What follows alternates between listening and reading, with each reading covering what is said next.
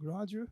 On poursuit et on conclut cette journée de jeûne et prière avec une dernière pensée qui aura pour titre la phrase suivante, « Plus grand que l'oppression ». Nous croyons que le nom de Jésus est plus grand que l'oppression, que le nom de Jésus est capable de nous permettre justement de connaître des temps de délivrance, et c'est ce que nous souhaitons avec ce verset phare qui nous sert de fil conducteur, psaume 116, verset 13, qui nous dit « J'élèverai la coupe des délivrances et j'invoquerai le nom de l'Éternel ». L'oppression, c'est un sujet particulier, on va le traiter au travers de 3 axes qui vont être les suivants. D'abord, on va voir qu'il nous faut comprendre l'oppression, on va l'expliquer très rapidement. Ensuite, on va essayer de placer, de contextualiser, d'expliquer plus précisément, de dire ce que c'est l'oppression et ce que ce n'est pas. Puis enfin, voir comment nous pouvons vaincre l'oppression. D'abord, qu'est-ce que c'est l'oppression ? Si j'utilisais un dictionnaire, on pourrait voir différentes définitions, mais je me suis basé sur la Bible pour vous donner une définition de ce mot. Rien ne parle mieux qu'une image. L'oppression, c'est un acte extérieur qui va venir nous comprimer et qui va venir nous réduire, qui va venir nous abîmer et nous empêcher de connaître ce que Dieu dit. Si on regarde le mot en hébreu qui définit l'oppression, oshek, il veut dire extorsion, justice. Il vient par extorsion, quelque chose qui nous est volé. Il veut aussi dire être exploité, connaître la fraude, être victime de violence, obtenir trompeusement ou se faire extorquer. Il y a donc derrière ce mot une dimension qui est à la fois physique, qui peut toucher à notre corps, qui est également morale, mentale et spirituelle. Et puis on peut rajouter aussi psychique. Je crois que le danger de l'oppression, c'est qu'il va provoquer pour celui qui en est victime un sentiment d'abus, d'abandon, de méfiance, et ça peut même aller plus loin, parce que ça peut se traduire par un sentiment de persécution, voir tout le monde comme son ennemi, et la douleur peut provoquer en nous de l'hystérie, voire même de la paranoïa. Est-ce que le sentiment, la réaction, ce que l'autre fait, qu'est-ce que ça traduit ? Qu'est-ce que ça veut dire ? On peut très vite, parce que nous avons été victimes d'oppression, quel que soit l'ordre, se refermer un peu comme une huître et ne pas laisser accès à peut-être une bonne main tendue qui voudrait nous aider. Pour bien et mieux comprendre l'oppression, on va essayer de la situer, justement. Et pour ça, on a le schéma suivant qui va s'afficher. Il y a 3 situations différentes. On a ici un nuancier qui va de la couleur la plus sombre à la couleur la plus claire. Posséder, opprimer ou délivrer. Vous avez vu, il y a une limite qui est forte entre la possession et l'oppression, parce que ce n'est pas du tout la même chose. Un chrétien ne peut pas être possédé. Nous pouvons d'ores et déjà le dire, parce que Dieu ne fait pas de colocation, tout simplement. La Bible dit que lorsque nous sommes de Dieu, lorsque nous confessons le nom de Jésus, nous lui appartenons.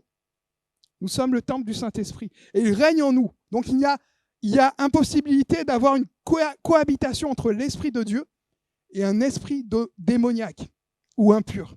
Ce qui est né de Dieu est de Dieu, nous disent encore les Écritures. Et si nous sommes nés de Dieu, ça veut dire que nous nous sommes abandonnés à lui et que nous dépendons donc de lui.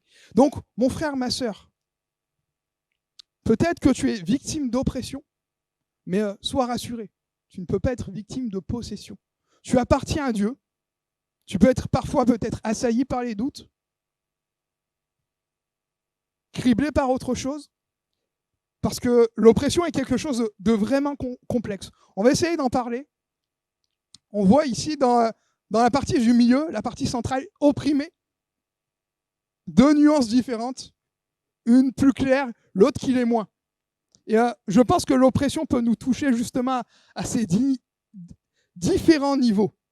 D'un côté, dans sa forme la plus sombre, Ça peut nous pousser, justement, j'ai dit tout à l'heure, à de la paranoïa, à des manifestations ou un sentiment fort, comme être bloqué, paralysé et ne plus réussir à avancer. Et de l'autre côté, ça peut être tout simplement une conséquence charnelle, accusation, tentation, mauvaise pensée, dont il faut nous débarrasser et que nous pouvons affronter. Je vais citer une phrase prononcée par un pasteur qui dira comment nous pouvons aussi nous positionner face à cette oppression. Il dira la chose suivante: on ne peut pas empêcher les hirondelles de voler au-dessus de notre tête, mais on peut les empêcher d'y faire leur nid. L'oppression peut, par moment, toucher chaque chrétien.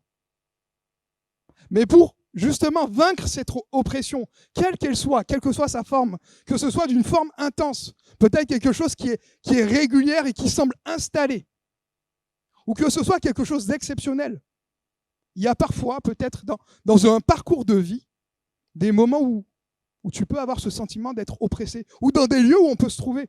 On peut sentir une présence négative, quelque chose qui va venir comme nous réduire et nous empêcher de lever la voix, ou de nous approcher de Dieu.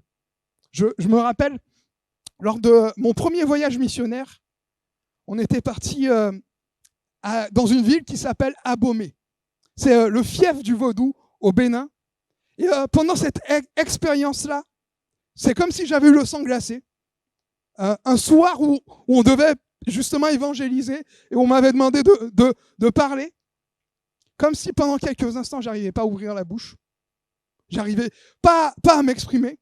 Et j'ai compris plus tard, en fait, que pendant que je parlais, d'autres personnes étaient en train de prier leur Dieu ou avaient placé des fétiches, des objets, des gris-gris pour nous empêcher de faire ce qu'on voulait. Du coup, le lendemain, on a mené ce qu'on a appelé l'opération Gédéon. On a fait comme Gédéon, on a détruit toutes ces idoles-là. Heureusement qu'on ne s'est pas fait attraper. Je pense que ça aurait mal fini pour nous. Mais c'est pour vous dire en fait que l'oppression peut avoir une conséquence, même sur les enfants de Dieu. Il peut nous contraindre. Mais c'est pour ça que nous, par la foi et parce que Dieu nous donne, nous pouvons le vaincre. La Bible nous rappelle que personne ne peut condamner celui que Dieu a acquitté. Et je veux te dire, même si tu es peut-être opprimé par moments, même si tu as l'impression de ne plus savoir si tu es soit opprimé, soit délivré, parce que la frontière entre les deux est parfois mince, je veux te garantir que par la foi, tu es celui qui est délivré. Bien sûr, dans ce qu'on imagine de mieux, lorsqu'on est délivré, on voit le côté pur, parfait. Mais même dans la délivrance, j'ai envie de dire, il y a aussi une nuance. Nous sommes délivrés, pardonnés, rachetés, guéris, transformés, mais nous avons encore affronté la tentation dans notre chair. Nous sommes justifiés, purifiés, nous avançons avec Dieu, mais nous devons être vigilants et nous rappeler que même si Dieu nous a relevés, nous a bénis et nous invite à marcher avec lui, il y a aussi une nuance. Nous sommes en route vers la perfection, mais nous ne le sommes pas encore. Nous pouvons être tentés dans notre corps, dans nos pensées. Et la Bible nous invite et rappelle à celui qui est debout qu'il prenne garde à ne pas tomber. L'oppression est un domaine complexe. On le voit même dans la vie de Jésus. Je vous laisserai répondre à la question. Je ne donnerai pas une réponse formelle, mais pouvons-nous parler d'oppression lorsque dans le désert, le diable viendra en face de lui et le tentera, mais il nous montrera par sa connaissance de la parole qu'il est possible de vaincre justement cette oppression. Apocalypse 12, versets 10 à 11 nous rappelle, et je vous cite une partie de ce texte, « Car il a été précipité, l'accusateur de nos frères, celui qui les accusait devant notre Dieu jour et nuit. Ils l'ont vaincu à cause du sang de l'agneau et à cause de la parole de leur témoignage. » Nous avons la possibilité de vaincre l'oppression. Et pour ça, j'ai pris 2 textes qui sont les suivants. Marc 5, 16 à 15. Je vous résume très rapidement ce texte. Là, on est dans un contexte encore plus critique qu'une oppression, où le chrétien aurait le sentiment de se faire attaquer. Et je l'ai dit tout à l'heure, le problème justement de l'oppression, c'est que parfois on peut avoir les voyants qui s'allument pour tout. On peut avoir les warnings qui se déclenchent à la moindre phrase, à la moindre pensée dont on est victime. Parce qu'on l'a vu une fois, on le voit partout. Marc 5, versets 16 à 15. On est dans un contexte, je l'ai dit, de possession, pas d'oppression. Mais si Jésus est capable de le faire dans ce contexte-là, imaginons et réalisons ce qu'il est capable de faire dans un autre. Marc, juste pour information, c'est le livre le plus petit des évangiles. Et Marc va mettre 3 fois plus de mots pour parler de cette histoire, pour montrer son importance pour lui, par rapport aux autres évangélistes, comme par exemple Matthieu. Et il va parler donc de cet homme qui est possédé, qui a à l'intérieur de lui un régiment. Il dira, quand Jésus lui demandera son nom, il répondra à légion, donc l'équivalent de 5000 à 6000 soldats. Donc il a en lui toutes sortes d'esprits maléfiques. Et ce qui est intéressant, c'est de voir que cet homme va dire à Jésus, ne me tourmente pas. C'est pas Jésus qui va dire à cet homme, ne me tourmente pas, j'ai peur de toi. Mais c'est cet homme qui va le dire à Jésus. Pourquoi ? J'ai trouvé intéressant, en faisant une recherche sur ce texte, de voir en fait que pour les exorcistes de l'époque, connaître le nom de l'esprit impur donnait une force. Ça permettait en fait de mieux réussir à exorciser, à prier pour la personne. Mais réalisons en fait que pour Dieu, c'est l'inverse. C'est pour nous en tant que chrétiens, le fait de connaître le nom de Jésus qui nous permet de sortir vainqueurs. Même, bien sûr, dans le domaine de la possession, mais là, on parle du domaine de l'oppression. Pour ce dont tu es victime peut-être, quelle que soit la situation. Réalisons que le fait de connaître ce nom qui est au-dessus de tout nom, Philippiens 2,11 nous dira, c'est pourquoi Dieu l'a souverainement élevé et lui a donné le nom au-dessus de tout nom, afin qu'au nom de Jésus, tout genou fléchisse dans les cieux, sur la terre et sous la terre. Nous avons aussi là toutes sortes d'esprits maléfiques. Bien sûr, le domaine est vaste. J'ai parlé effectivement de ce qu'il y avait de plus sombre, mais il y a également tout l'aspect psychologique, le fait de connaître l'abus. D'une certaine façon, Joseph, si je m'arrêtais quelques instants sur lui, a connu une forme d'oppression avec ses frères qui l'ont rejeté, qui s'en sont moqués, qui l'ont repoussé. Mais ce qui est bon, c'est de savoir que, quel que soit le mal, nous avons en Jésus-Christ une solution qui est la même, qui est parfaite et qui est capable de nous en délivrer. Je finirai par vous lire un dernier verset. Psaume 33, verset 5, qui nous dit « Je cherche le Seigneur, il me répond de toutes mes frayeurs et il me délivre. » Il y a quelques années en arrière, une personne de ma famille est venue me voir en me disant voilà ce qui se passe. Il y a quelqu'un qui apparemment t'a jeté un sort.